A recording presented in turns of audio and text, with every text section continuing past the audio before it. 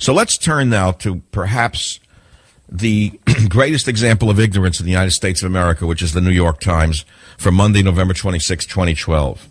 Written by allegedly intelligent people, but digging their own grave nevertheless. We look at the first headline.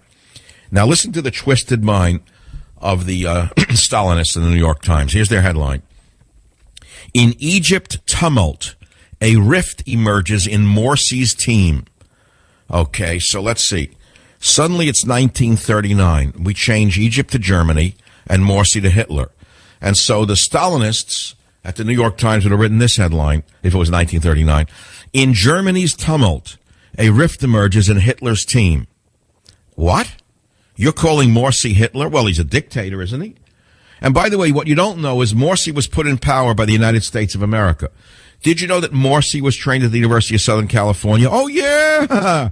You didn't know that. The head of the Muslim Brotherhood, Obama's good friend, Mr. Morsi, who's made himself, in essence, a new pharaoh, who replaced Mubarak only to become worse than Mubarak, which I told you was happening while it was happening, but you'd rather believe Brzezinski and Soros and Obama and Hillary Clinton rather than your humble talk show host, Michael Savage.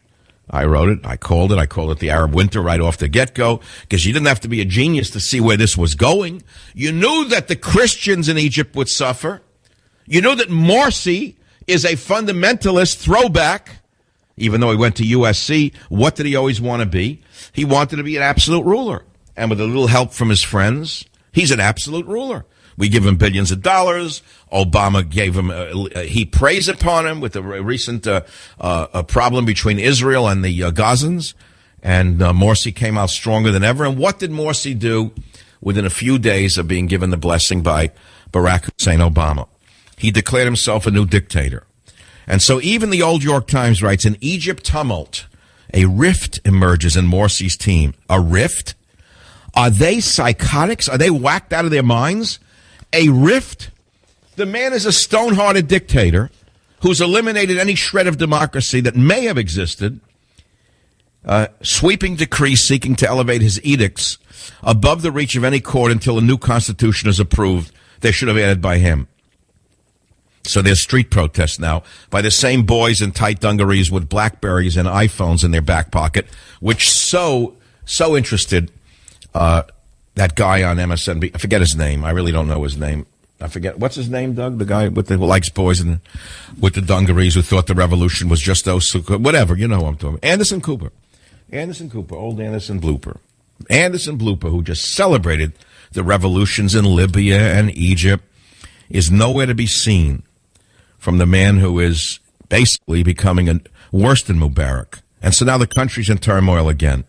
In fact, his own people are leaving him. His justice minister, by the way, is arguing for him to stop. In fact, 3 other senior advisors resigned from Morsi's cabinet because of what he did. Not one word from Obama. Why? Don't you understand why? Because Obama wants him to be a dictator. So you have to ask yourself, why would Obama want to support an Islamist in Egypt? Well, ask yourself the same question. Why would Obama want to support Islamists in Libya? Why would Obama want to support the Islamist rebels in Syria? Well, you can't put 2 and 2 together and come up with 4. If you can't put 2 and 2 together and come up with 4, you can only come up with Obama God, Obama Lord, Obama King, Obama Prince, Obama Great, Obama Good, Obama Never Bad, Obama Brilliant, Obama Knows What He's Doing, Obama Great, Obama Good, Obama Great, Obama Good, oh, all bow down, Obama now down, bow down, because he too wants absolute power. You don't understand that. Like cures like. He wants the same powers that Morsi has, only he knows he can't have that yet.